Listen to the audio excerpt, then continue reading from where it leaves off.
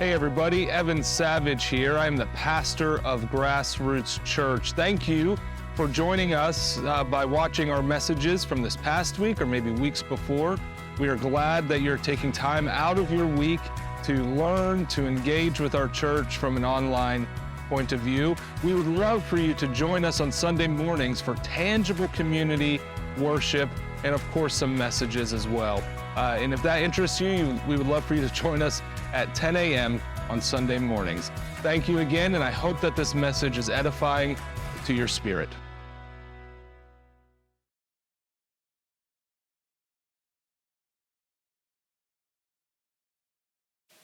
We are beginning a new series today on the book of Ruth. And Ruth is like one of the more overlooked books of the Bible. I think we tend to focus on some of the bigger ones, some of the more ones that feel weightier.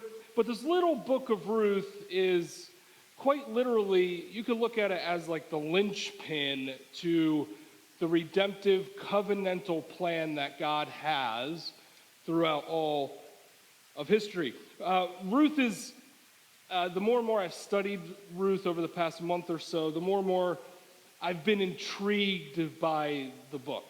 Just really intrigued. It's a really easy and fun read to read. You kind of just burn through it. It's entertaining in some ways. It's picturesque in many ways.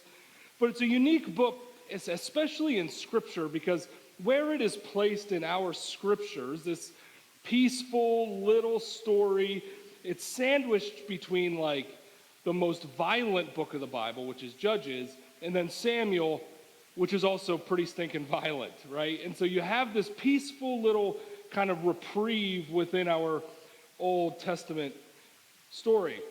But this little story has this vital role to play in the history of our faith. It might be the most vital story one of the more vital stories, I would say, in the Old Testament. I mean, it literally holds within its 4 chapters. It holds together all of God's covenant throughout everything, leading from the covenant of Abraham to the covenant of Moses, and this new covenant that's going to be coming out through David, all the way to Jesus. It's literally kind of sets the stage for God's final act in many ways. Now, the book of Ruth has been described by literary people as the perfect story.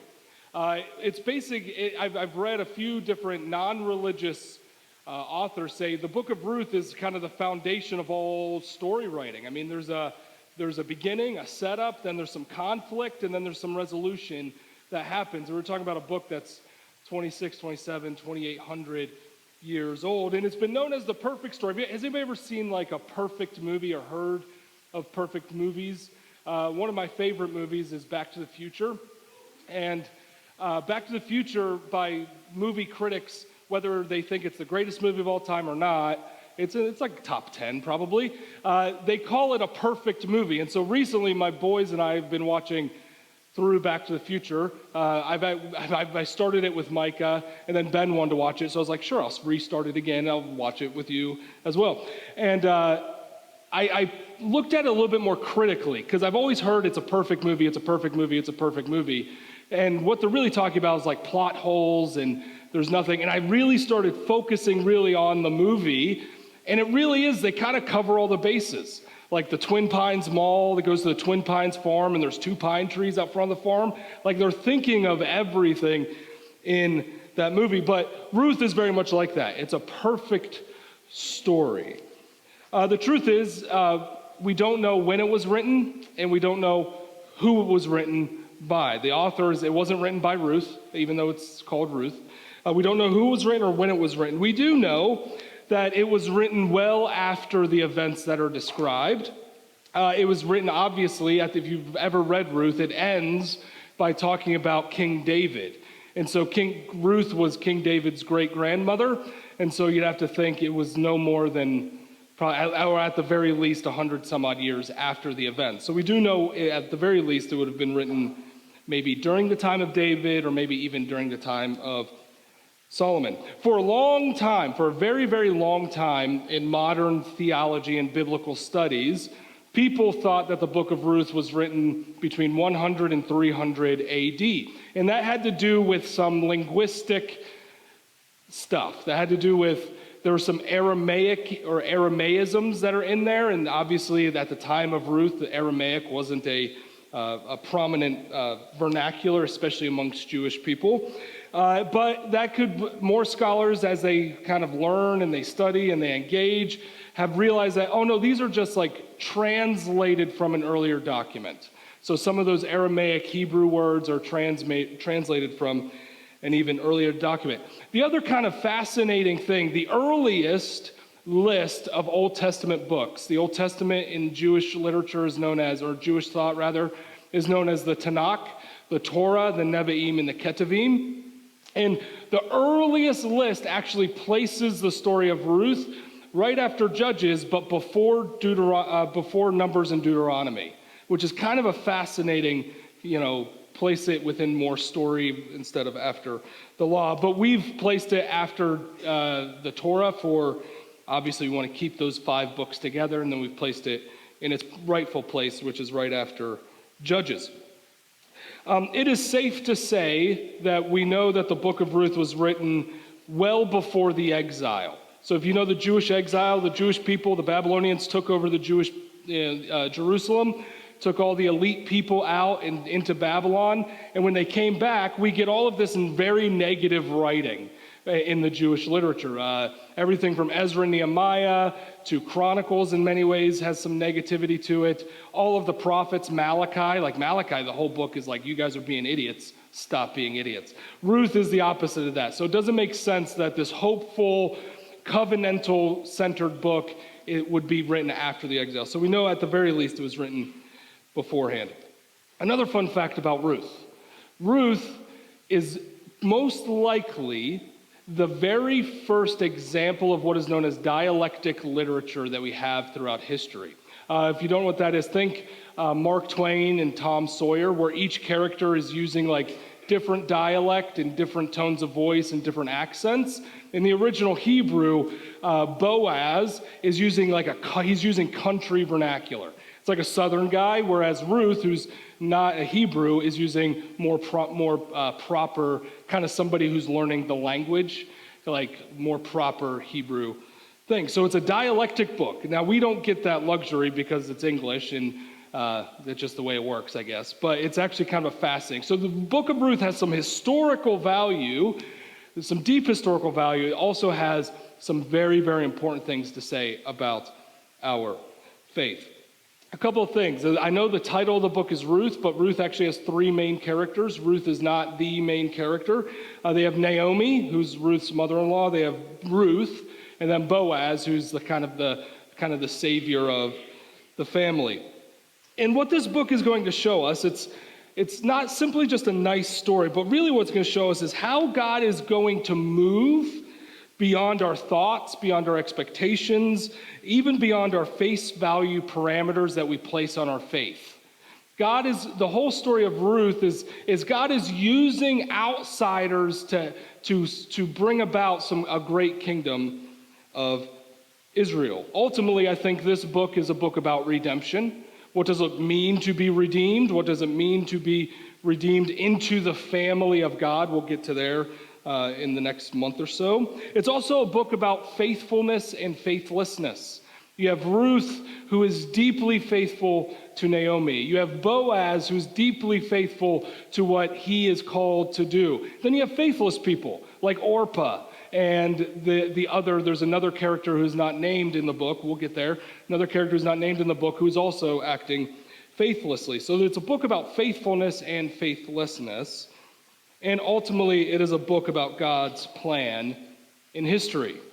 So before we get into the book, I have to set the stage because the end of Judges, actually throughout history, it was always assumed that Ruth is actually the final couple of chapters of Judges.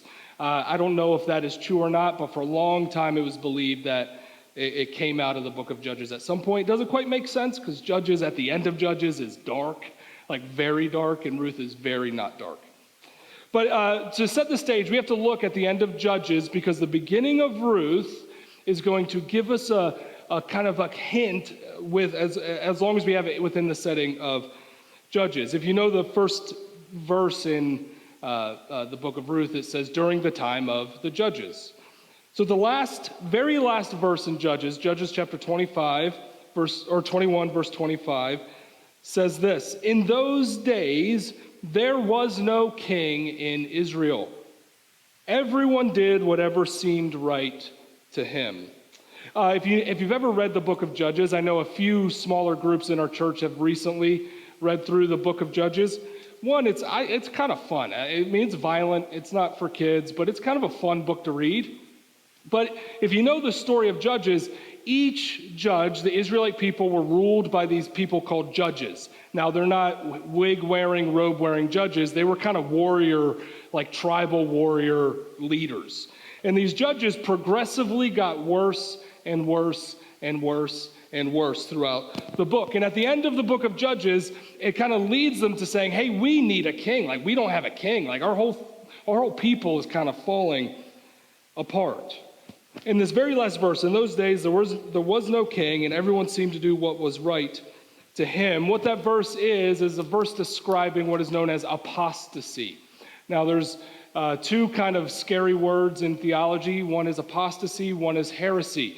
They are different, but similar in some ways. Heresy is you believe in Jesus, you believe in God, you are a part of a faith community, you have not abandoned your faith, but there might be something that you believe that goes contrary to what God says to be true, or what Scripture says to be true. That's heresy. Apostasy is abandonment of religious belief in religion as a whole. I read somebody say this past week, somebody said the first step in apostasy is to grow into an anti-religious mindset. So the first step into apostasy is growing an anti-religious mindset. And I think in our culture, we've talked about this recently, I think in our culture, there's been a lot. And I used to be I'm not religious, I'm spiritual, or, I'm a Christian, or I'm not, it's a relationship, not a religion. Have you ever heard something like that? And one of those things is, part of the problem with that statement in and of itself is that we don't actually know what religion actually means.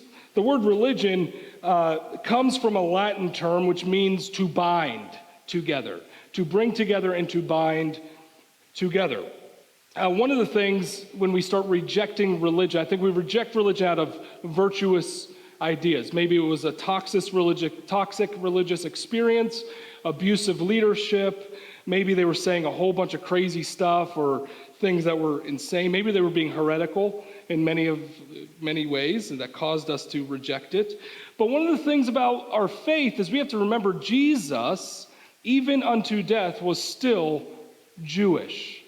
And he was still, even amidst the leaders of his faith who were crying and yelling for his crucifixion, he still maintained his Jewishness, regardless. So religion, even though there is some toxicity within religious structures, religion in and of itself isn't bad. The Greek word for religion is threskos, and that means to sacrificially worship.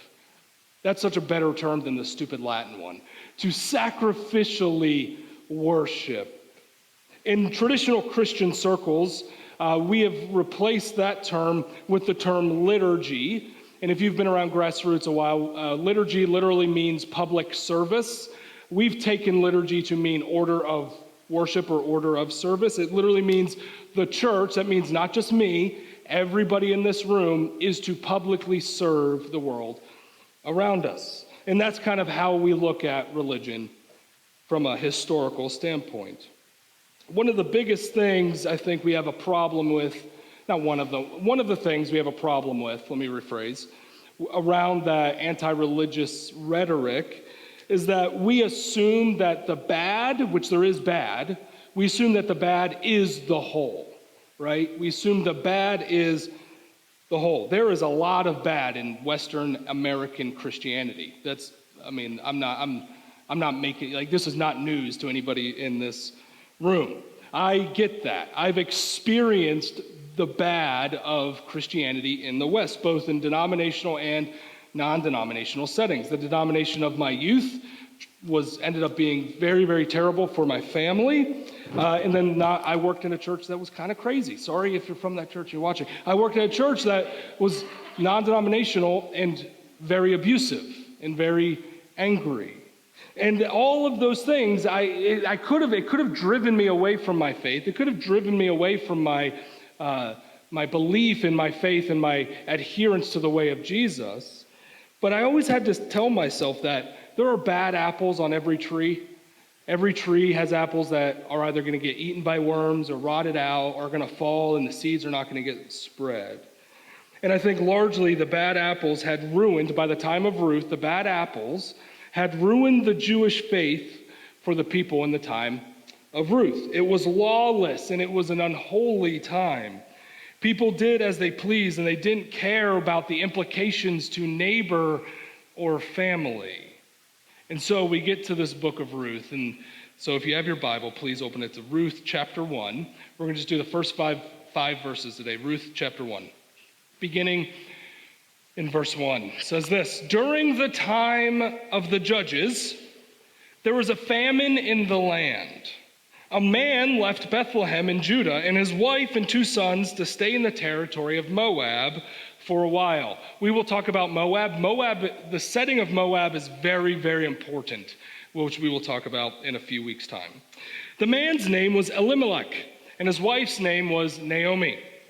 The names of his 2 sons were Mahlon and Kilian. I had to read that a million times in Hebrew to make sure I get it right. Kilian. They were Ephrathites from Bethlehem in Judah. They entered the fields of Moab and they settled there. One of the beauties of let's pause for a second. One of the beauties of the Hebrew language is that every word that ancient Hebrews used was deep, including names. Every word was purposeful. It wasn't like they had prepositions, but they didn't use prepositions the way we use prepositions, like where are you going at or whatever. They didn't do those kinds of things.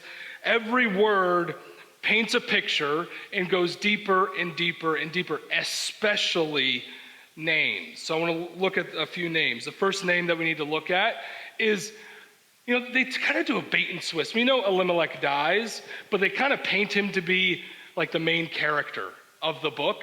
But they pulled anybody ever see Psycho, where they kill the main character 15 minutes into the story? Anyhow, sorry. Elimelech, the name Elimelech means God is king. God is king. So if we go back to the end of Judges, remember it says, there was no king, they did whatever they wanted. And then we get into Elimelech, God is king. One of the greatest issues throughout all of Scripture, and including in our lives as followers of Jesus, is our inability to recognize in every moment that God reigns supreme, that God is still king. The Jewish people failed to do so really since the time of Joshua. And you can even go back to when Moses was delivering the Jewish people out of slavery. They still were not patient enough to recognize the sovereignty of God. You look at the disciples. What happened to the disciples? The disciples who spent 3 some odd years with God in the flesh, learning about this transcendental kingdom, seeing miracles happen, people raised from the dead, the blind to see and the lame to walk. Even the disciples, when Jesus was on the cross, said, he might not be king, right? And they go into hiding. They were looking for earthly power, earthly kingdoms, gaining more control, gaining more authority in the world, and they were not recognizing the sovereignty and the royalty of Christ. But right off the bat, we get the name. We get a name that declares God as king. Then we get Naomi, or I have an Aunt Naomi. I used to call her Aunt Nomi. Aunt Naomi. Naomi. Hi, Aunt Naomi. Naomi, that name means kindness. And as we get into the story over the next couple of months, you are going to see the embodiment of kindness through the character of Naomi. Now, kindness is different than niceness. Niceness is being cordial or pleasant to somebody's face. You can be nice to somebody's face and really mean behind their back, right? But kind or niceness is being cordial and pleasant, never overly negative, always kind of bringing a positive attitude to the situation. That's a nice person. Kindness is different. Kindness has to do with the actions of a person, that a person is kind when they do good out of the selflessness of their own heart. Naomi means kindness. And they all also give us Mahlon and Chilion, also mean, Mahlon means to grow sick or weak, and we know Mahlon dies. And Chilion means to come to an end or to die. So so there was like no beating around the bush here. 2 sons, pointless, they're gonna die in the next verse. Yeah. So let's continue. Verse 3. Naomi's husband, Elimelech, God is king, died. And she was left with her 2 sons. Her sons took Moabite women as their wives. One was named Orpah, and the second named Ruth. And they lived in Moab about 10 years. But Mahlon and Chilion also died.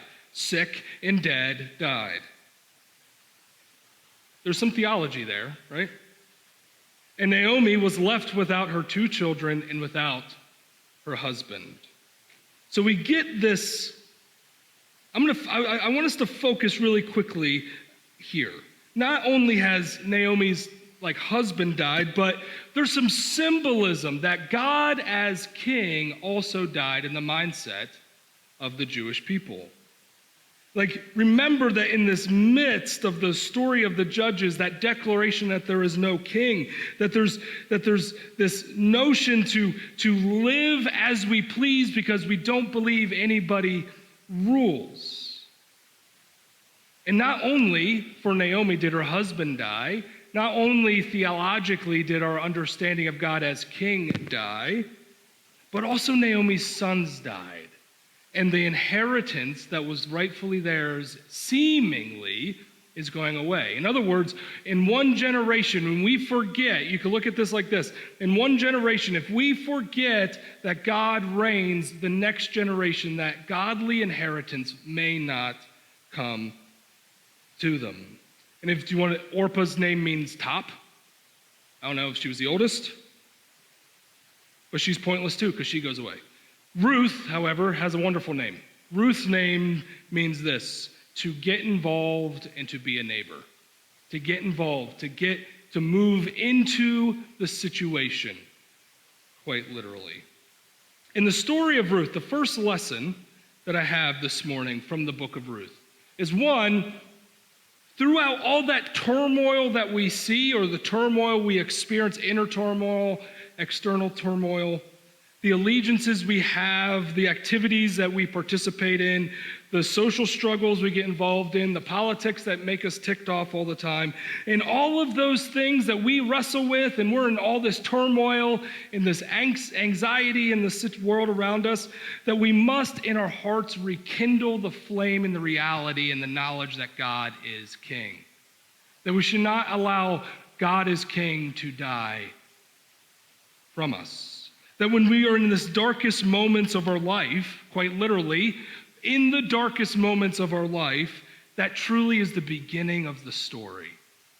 Naomi's husband and sons died. She was left with these Moabite women. Her whole life, the darkest place of her whole life, is just the beginning of the story. See, the last series on Malachi that we wrapped up a couple weeks ago really came down to faithfulness and faithlessness. Faithfulness and faithlessness. And if the darkness in dark times, if that's truly the beginning of our stories, that's truly the beginning of the redemptive story, then it comes down to we will see God as king as long as we remain faithful. And one thing about Naomi, if there's anything true about Naomi other than that she's kind, is that she remains faithful. And this little story of Ruth is about what that transcendental blessing of God, transcendental, I'm not talking about monetary blessing, I'm not talking about physical blessing or temporal blessings. The transcendental blessings of God can look like if we remain faithful. Because what happens from Naomi and Ruth? From Ruth comes David, and from David comes Jesus. And so as long as we are remaining faithful, we could see the blessings of God. Another thing we have to think about is the blessings of God may not come while we are alive, right? That the blessings of God is a legacy thing that carries down from generation to generation to generation. There's this great little book on movements called The Rise and Fall of Movements. And he talks about some great Christian movements throughout history. And one thing that keeps all of the founders of these movements, John Wesley, John Knox, John Calvin, all Johns, Martin Luther, all of these people who started these movements weren't alive to see them become what they became. They all died. They all died well before it became what they thought it would become. And the story of Ruth is about the blessings of God, the multi-generational, the legacy blessings of God, as long as we remain faithful. I was reading in conjunction with Ruth. I decided to read Job because Job and Ruth have a very similar outcome. That God will bless those who persevere through dark times and remain faithful through thick and through thin. So over the next month, I told everybody it was short today. Over the next month, we got to get going. Over the next month, a couple things I want to call you to do. It's a very simple book. It's a very good read. I want you to read the book of Ruth multiple times on your own. You could do it in one sitting. It's not terribly long. Read the book of Ruth on your own multiple times, and also find some people that you could read it with. Find a group of friends, whatever it is. Read it in community. We're going to read it, obviously, in this community over the next 4 or 5 weeks, but read it in a different community as well. Read it together. Pray yourself through it. One of the practices of prayer that is rarely practiced, anyway, is praying through Scripture. Reading Scripture and praying through Scripture. So pray through as you read the book of Ruth. I almost said the Gospel of Ruth, but in reality, that's not untrue. It's a very gospel-centric book. So I pray that as we go on and we study this little but vitally important story, I pray that our hearts, our minds, our spirits, our intellect will be shaped and grow into the likeness, more and more into the likeness of Jesus, and that we will grow more and more faithful to his call and his will on our lives. Let's pray together.